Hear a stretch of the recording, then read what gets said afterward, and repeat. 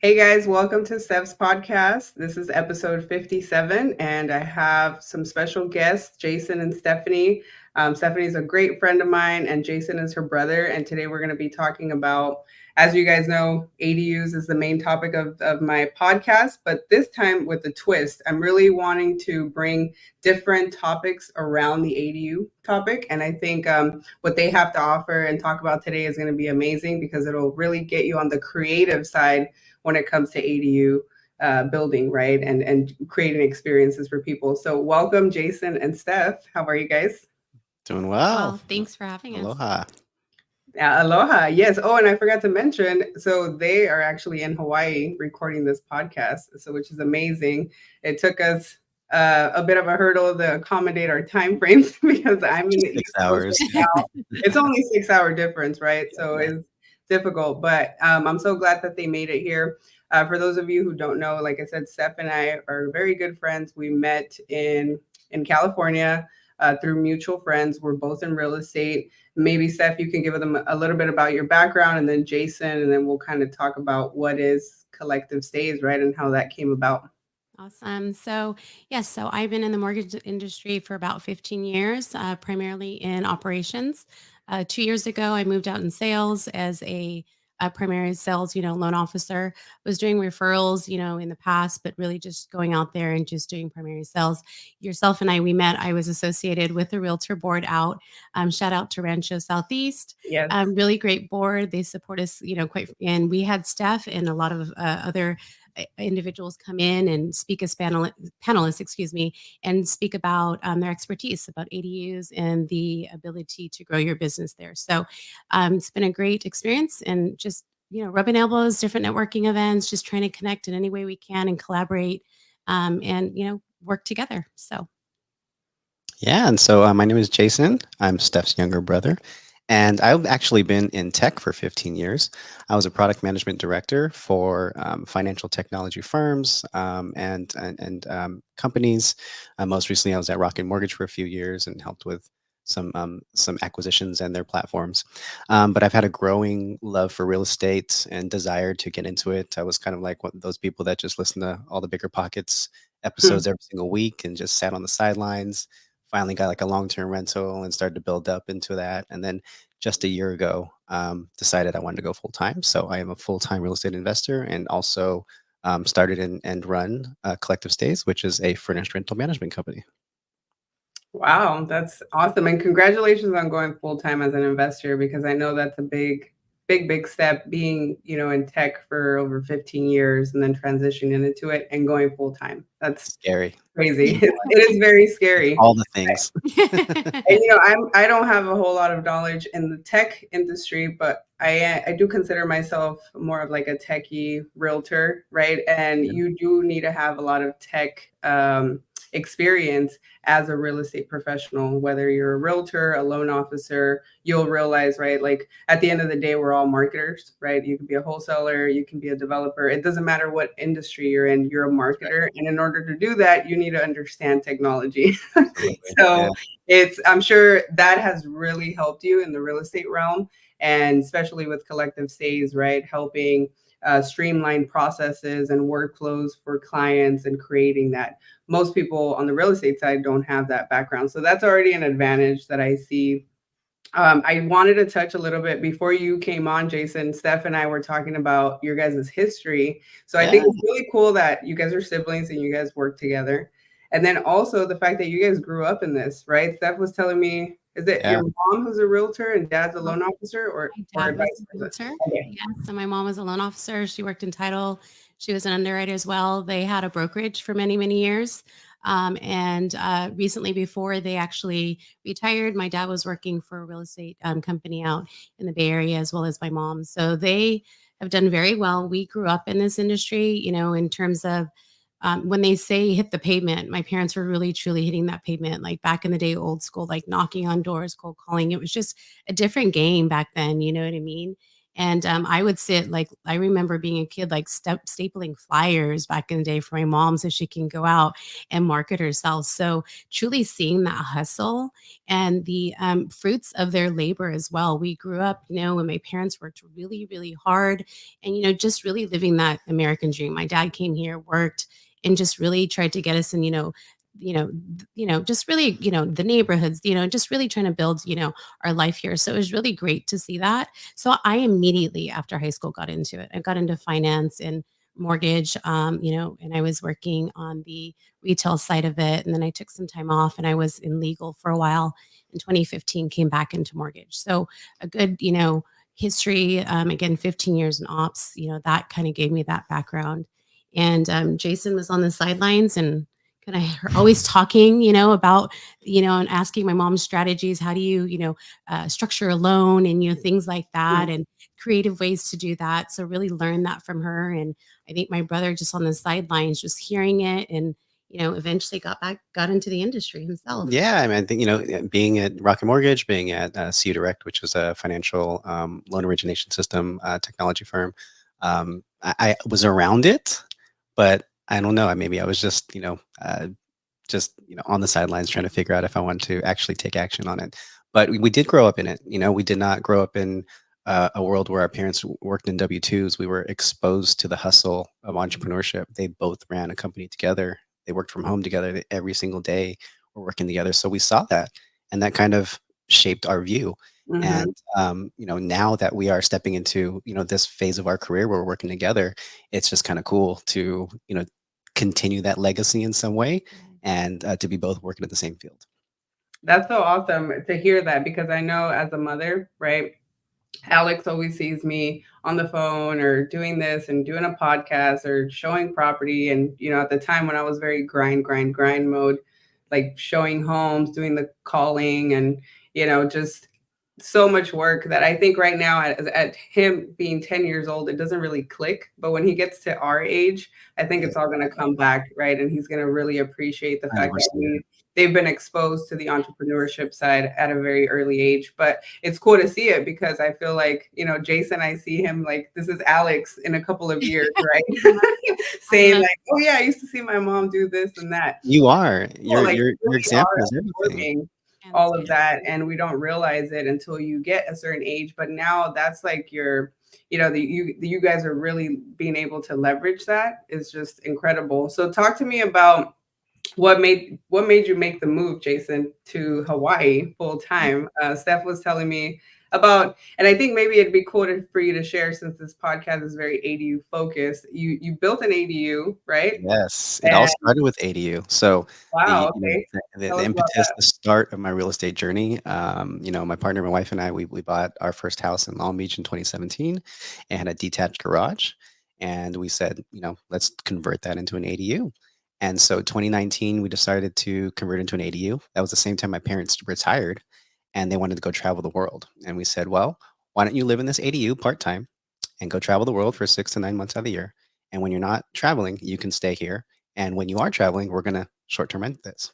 And so we cost us that we budgeted about 60,000 to convert it. It ended up being about 75 because when you live there, you tend to do extra things, right? right, So right. our our kitchen and bathroom ended up being all this custom work and stuff, but it ended up being amazing. The interesting part of it was we finished our construction March of 2020, which was right when the pandemic hit. So Yeah, it was like our crew was building and everything, and by the end of like the last week, they were all masked up and everything, and just it was just this weird time. And we were like, we're not going to short term rent this. This is in our backyard. We don't want strangers coming in. This is right. just a weird time. And then it also messed up my parents' travel plans because they couldn't travel. So I was like, well, we have no time to STR it. So the short term rental part of our plan was just thrown out the window because of COVID. And then we were just kind of visiting my wife's sister out here and their family during the pandemic in 2021. We were here for like a 3 week vacation, and it turned into 2 months because it was the pandemic and we were in no rush to Yeah, come out. And while we were out here, we actually invested in a long term rental. And so we were out here for 2 months and we were kind of watching the market. And we were like, oh crap, the market's getting really hot. Why don't we just list our house for sale? And so summer of 2021, when we came back from Hawaii, we listed it for sale, and then within 3 weeks, we got a crazy offer. So Especially real at high level numbers. What was that? I said especially at that time. I mean, rates were ridiculously low. Yes. Yeah. We didn't know that was the peak, but it was the Right, perfect one to right. sell. Oh, yeah. Yeah. Yeah, so we sold it for a really great amount, and then we were kind of homeless for a little bit. We were like, we negotiated a 2-month rent back, and this was me being naive. I was like, oh, in 2 months the market will cool down, so we can buy our next house with our profits. And the market did not cool down, and Right. so we were like a month away, and we are like, we're gonna be homeless. What are we gonna do? We're gonna rent in LA and all this stuff in Long Beach, and then we just said, we just bought a rental in Hawaii. Why don't we just move into our rental house? So we picked up the kids, packed everything up, moved to Hawaii, and it was a 1 year plan. We were going to live here for a year and then move back when the market cools down, like it was going to cool down. Right, And right. 1 year has turned into almost 3 now, and so we ended up buying another house. That's our permanent house now, and we're renting that long term now. That is so awesome. Yeah, and how old are your kids? I'm sorry, I missed that last one. How old are your kids? My kids are 3, 7, and 9. So Oh, wow. Okay, so they were tiny then when they you were young enough to where they weren't, yeah. really ingrained in their school and their communities and everything, so we felt like it was a good time to move. So, all Yeah, the I think things in mind. making the move, with Alex at 10 or 9, 10 was still good, Yeah. but that's so awesome that you guys and it sounds like you guys are gonna stay there for another 3 or plus years, right? You guys are Yeah, staying yeah. in We like to live our lives 3 years at a time, but, this feels like something there. longer. Yeah. Yeah, no, It's that's hard to awesome. commit into a forever home, like, what's a forever home these days, right? Exactly. And that's something that we're going to touch on, right? Is you guys have created collective stays. And tell me a little bit more about what you guys offer at collective stays and how that came about. I know we were telling me a little bit offline, but Yeah. So, one of the things that I've always had interest in short term and furnished rentals. I joined Host Camp, which is Rob Ilt's mentorship. yeah. Rob Abasolo, the co-host of Bigger Pockets, and so I joined his Host Camp. Really wanted to get smart about that, and then I started to acquire and do short term rentals and mid term rentals. The first one I got was in Vegas, and continued to grow and add more. And I met some business partners out here. They actually own quite a few properties. They do a lot of really big fix and flips.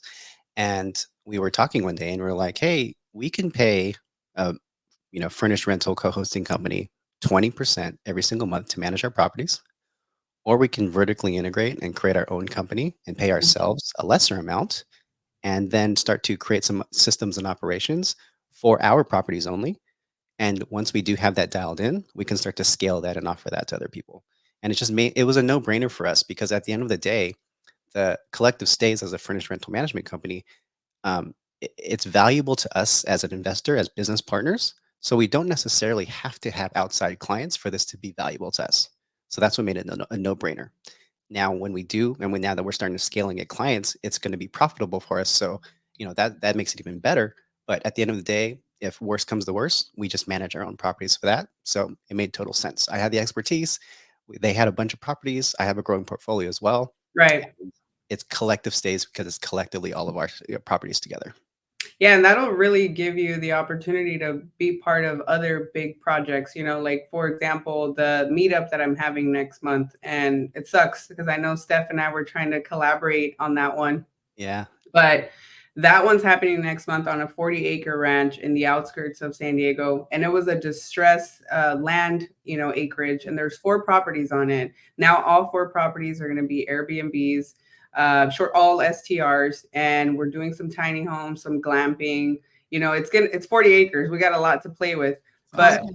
one of the investors, Rafa, did the same thing, right? He started off with a couple units himself and then was like, well, why am I paying 20 to 30% Yeah. management fee when I Yeah. can just keep it in-house and build a system around it?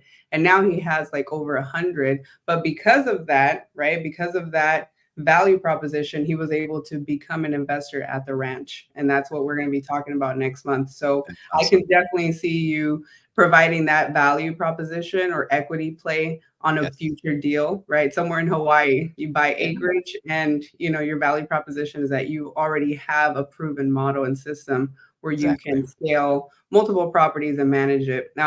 I also work on the management side of ADUs. So I Okay. work with a company out of Huntington Beach, And I have my real estate team. So our model is that we help you with the acquisitions, we help you analyze your property and build ADUs, and then we Yes. help you manage it. Love it. I had convinced the owners to tap into the MTR model because I started getting, most of the properties that we manage, it's about 700 right now in Orange County.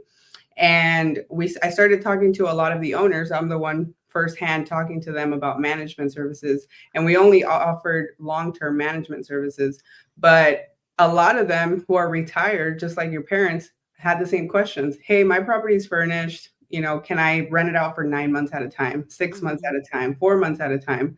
So we started pitching that model, but it didn't really work with the property managers so well because they're used to long-term turnover type. Yeah. Yeah. Right. Yeah. Renew the leases and do the maintenance request.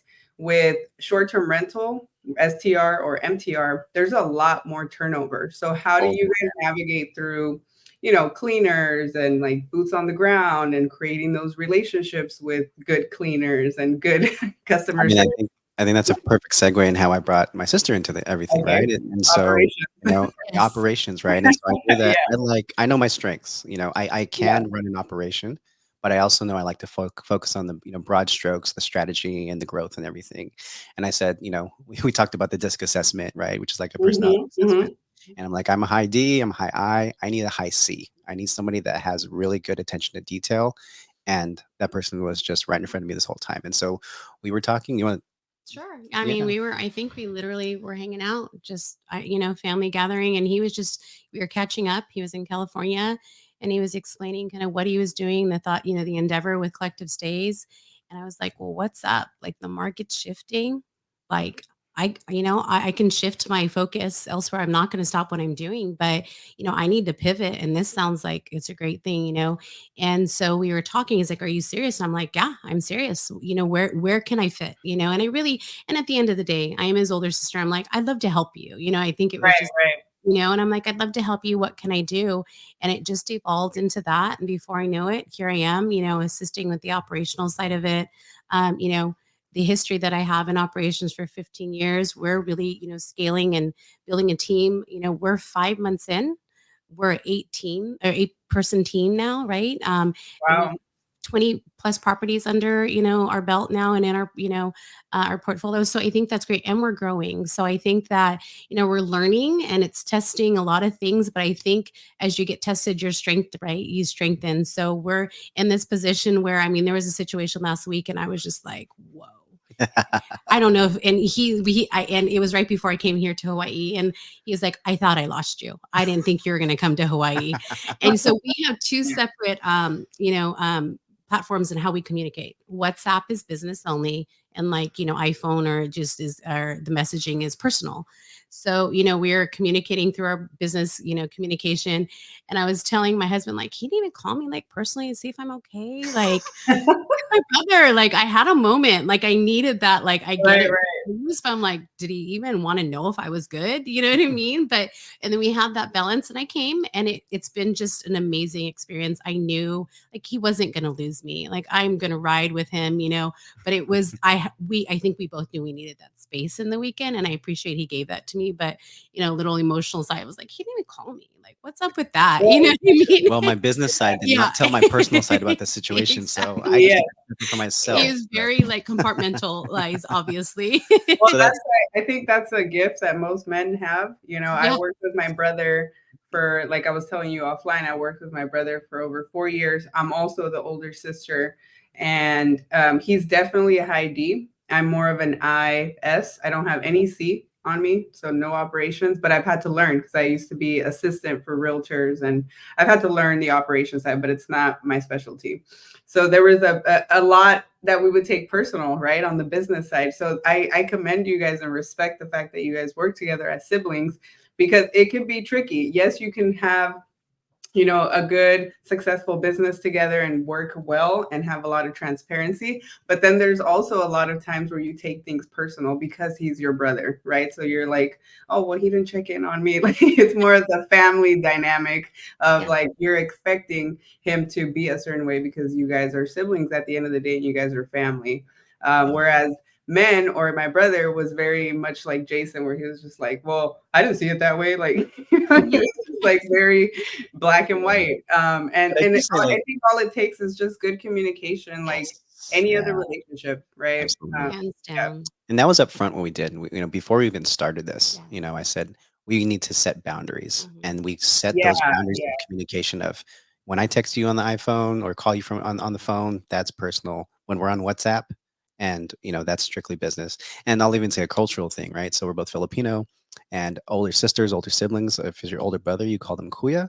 Your older sister, Hmm. you call them ate. Mhm. So she is ate to me. She's been that our whole lives. Mhm. But Yeah. when we're talking business, she's Steph. Mhm. And It's she's Yeah. so called me weird. she's called me Jay my whole life, and when we're in conversations, Jason. I'm Jay. So Or, we're or like naturally, like my brother. So when we're doing like have ops calls, I'm like Jason, Jason, Jason. You know yeah, what I Right. mean? Right. And Yeah. he's never said Steph, or it's he so refers weird. to me my ate or sister. So we would text message each other like, how are we getting? We need to navigate I this. know, I know what that means because I grew up around Filipinos my whole I life. I love grew it. up in West Long Beach, so if you Oh, guys okay. know, you know. West I Long love Yes. it. Beach, It Carson. is. Yeah. Yeah, yeah, So you know what's up. I love yeah. it. Yeah, So Creating yeah, that separation, creating those barriers has been important. And that's I huge. actually think her living in California, me in Hawaii is yes. better too, because it's a little more virtual versus us being Right, right. thing. But for your original question, as far as like, the ops and the teams and everything, I mean, we are in multiple markets. So we're in Hawaii, we're in Vegas, and we're in Florida. But Mhm. also we're in multiple markets and sub markets. So Hawaii, we're in Oahu, we're in the Big Island, we're actually I have one in Maui too. And in Florida, we have Jacksonville and St. Augustine. Mhm. And so we Mm, have multiple teams, multiple, boots on the ground crews. And so that's a challenge as far as building those teams and having, all of the communication. And so, we've kind of figured out ways to split things up as far as like, who focuses on which markets and which teams report into who. For example, all of the vendors in the Florida markets, call Steph, and then a lot of the Hawaii ones call me or my boots on the ground person, Whitney. And so it's really just building those sub I'm teams and also getting here those. as a resource now. If you guys got anybody in I Miami love it. or Hey, let's go to Lauderdale, Miami. right? Let's do it. Yeah, Let's and I do it. am thinking of doing more meetups here, but because I moved here in September, it's been a slow transition, but my goal is to do meetups. So maybe at some point you guys can fly out here and really like, Yeah, get boots on the ground as far as relationships go. And because that's really where it's at. To get a successful business going, you need good people in your circle. 100. And especially in the business that you guys are in, which one of the things I wanted to touch on was creating unique experiences. So, Jason, you and I had talked offline, and the email that you sent me, you had mentioned something about like what was your take on this whole STR banning of and restrictions in certain areas, and then this whole MTR strategy, and where you see this going right in the future? I think one of the things I've been hearing, and the common theme, is that you have to create unique experiences now. It's not just about having a nice Airbnb and a great location near a theme park. Right now it's Yep. like, what are you really offering to this person, and can you accommodate to all like the amenities? Maybe you can touch on that and share a little bit about what you guys offer at Collective Stays as far as really thinking for the client, right? Especially Yeah, like for the Hawaii people, I'm sure you guys put a lot of thought into that, right? When people are absolutely. booking, it's not just booking the stay, it's like Yeah, stay and all these experiences that come with it, and really being like a resource guide for the sure. client. I know it's a loaded question, but if you Yeah. could touch on Yeah, that. there's a few parts to that. I think as far as the industry and the trends, Right. there's a lot of great experts out there that can give some really great advice. I'll Yeah. I'll steal from them and regurgitate, but I do think that the level of satisfaction, like the floor of satisfaction, is continuing to raise as consumers and guests are, their tastes are, starting to improve, and their level of satisfaction just continue to grow. And so um, you know, back in the day, you can get into real estate, have a long-term rental, let it just, sit and set and forget it, and that was fine. You can't do that anymore. Mhm. You had people in 2020 who got into short-term rentals, and short-term rentals were really hot. You just took some iPhone pictures, put them up, and you were making a good money. Now it's starting to become, the experiences need to be better. You need to have Mhm. professional photos. You need to have something that stands out to make your place look unique. need to have a wall that looks, like a statement wall or some type of mural or something that makes it stand out, that says you're not just this very plain experience, right? That we're just going to sleep on a bed. Like, you want to experience something. Otherwise, people can go to a hotel. There's a lot of alternatives, right? And so you really need to do something that stand out. And then also the customer service piece of it, right? And the guest communications. You want to make sure that you're personal and you're not just a AI bot talking to somebody, or Mhm. and so you want to make sure that you're checking in with them and making sure that they understand that. And I like to call that the delight factor, right? So in product management and tech, we talked about, like, I would build these experiences, but there's that delight you want to have, like when you finish a form or you submit something, there's confetti that shows on the screen, right? That's Right. delight. And Yeah. so we like to figure out those ways of doing delight. So, for example, for our midterm rentals, when somebody books like a minimum 3 to 5 month stay, that's when we say, okay, let's get them a gift basket. Let's do like the welcome letter. Let's customize something for them. I think Not I to saw say, that on your story. The kids, yeah, that was really, really dope to see. And I think, to piggyback off of what you said, most people are wanting a much better experience because ever since COVID happened, people realize, like, oh shit, I don't have to be at my 9 to 5 or That's right. physically in my yes, office. So I can actually work remote. And I think the common theme right now is that people can get up and go and move somewhere for 2 to 3 months at a time. So yeah. now it's not just a weekend getaway where they're not going to need the kitchen supplies or, the bathroom stuff or like the little things. Now, if they're able to get up and go and move for 3 to 4 months at a time, they want it to feel like home, right? And that's actually like the design of the places, right? You're seeing a lot of Yes. short-term rentals that flex as midterms. So what does that mean? The short-term rentals, really well designed places, modern, sleek looking. That's the floor for midterm rentals. You can't just rent out your room that looks normal. Like, you have to have it designed like a short-term rental, because that's what people are expecting And now. the functionality of it. I've been a part of Yes. a lot of ADU build outs in Orange County and Long Beach. We did one which was for travel nurses. I've done a couple in Lakewood and Long Beach for travel Yeah. nurses. And one of the things that we're doing is we're doing captain windows. So Yes. higher windows, dark curtains, Black curtains. like Yep. really putting a lot of thought into catering to travel nurses because they work Absolutely. nights, they're at Yep. home during the day. So like you said, it goes beyond just that wow factor and really Yes. like Functionality. accommodating to the client's needs as far as functionality, commodity, like everything, right? I Yeah. mean, we're in a business of hospitality. You really Hands are. down, hands Mhm. down, that's what it is. I mean, we're, really trying to give that guest an experience and the stay that when they come, like, it's like we've been expecting you. You know what I mean? And feeling that, like, almost the feeling of home when they come. It's like, okay, they have this for us. Like, when you go on vacation, it's like, do I need to bring my soap? All of these things. But Right, when we provide these things and these guests can come in and say, come as you are, enjoy. We're near the beach. We have, snorkeling gear. We have boogie boards. We have this, we have a property on Hilo. You walk in there and truly it's magical. You feel like you can just disconnect and just, like veg out. And we have spaces where they can read a book, where they, and really enjoy, the lush, amenities that we have on the property. So you really have to capture the experience that they have in these specific particular properties, because you want them to feel that spirit of aloha. If it's here in Hawaii, in Florida, you want them to experience. We have a property that's really close to historic downtown. We want them to Mhm. experience that and really truly like take in and capture all of those um, you know uh, places and things that they can see. Yeah. So it's Friend just Jesse, who owns Air Venture, I've learned a lot from him on the MTR model. I don't know if you guys know of Jesse, Jesse but Vasquez, for sure. yeah, yeah, we're really, really good friends. And I did a podcast with him, which I mean, he gave so much free game on there.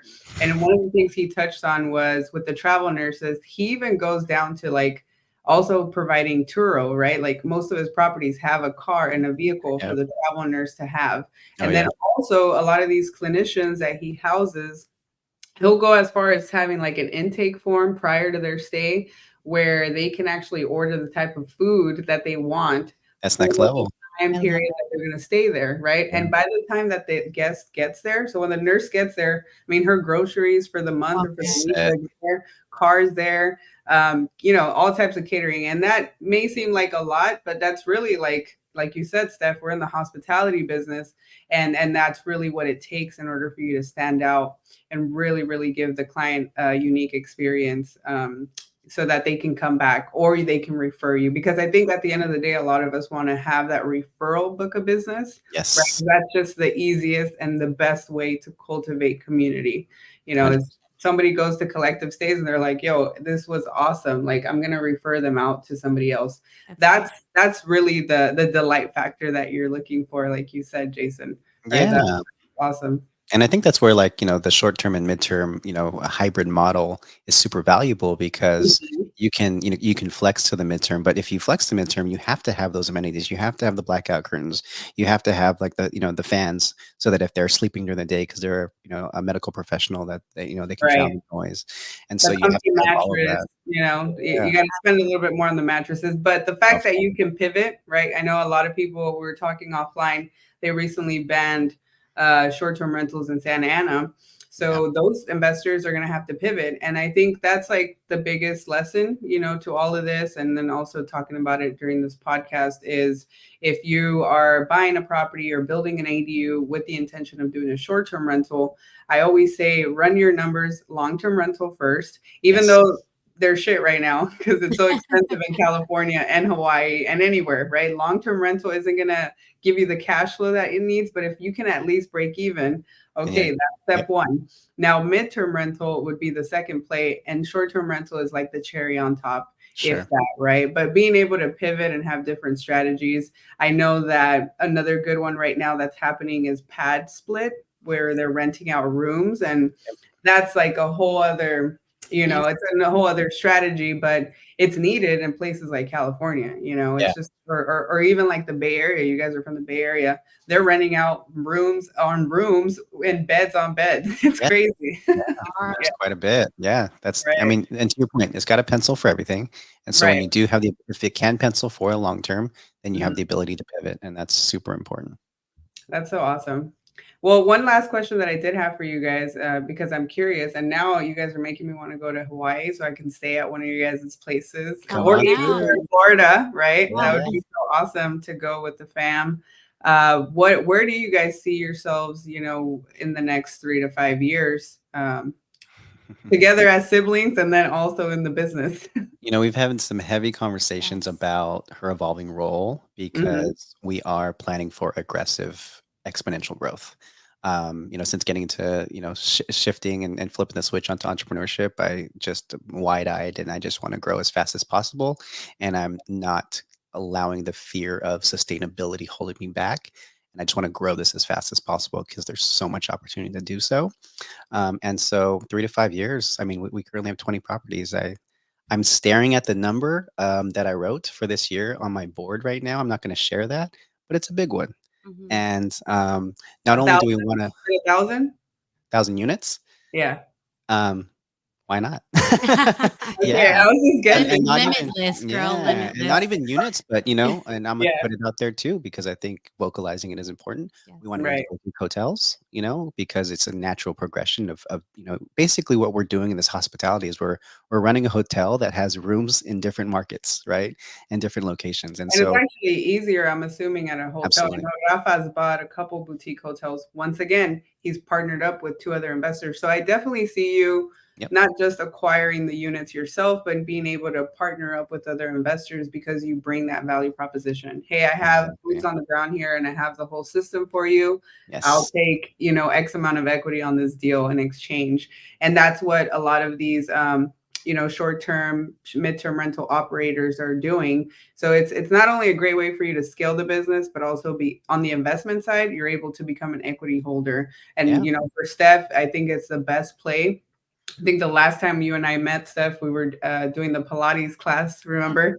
And even at that time, we were talking about, where were we going to shift? And I've had to shift my business, real estate, as far as like for realtors and lenders. It's definitely made us pivot this market, and we don't even know what it's going to look like after July, right? Once the buyer commissions aren't accessible in the MLS. So we've all had to pivot, and I think luckily for me, I have the ADU play which has the ADU consulting has helped me grow my business and slash tap into midterm and short term and long term.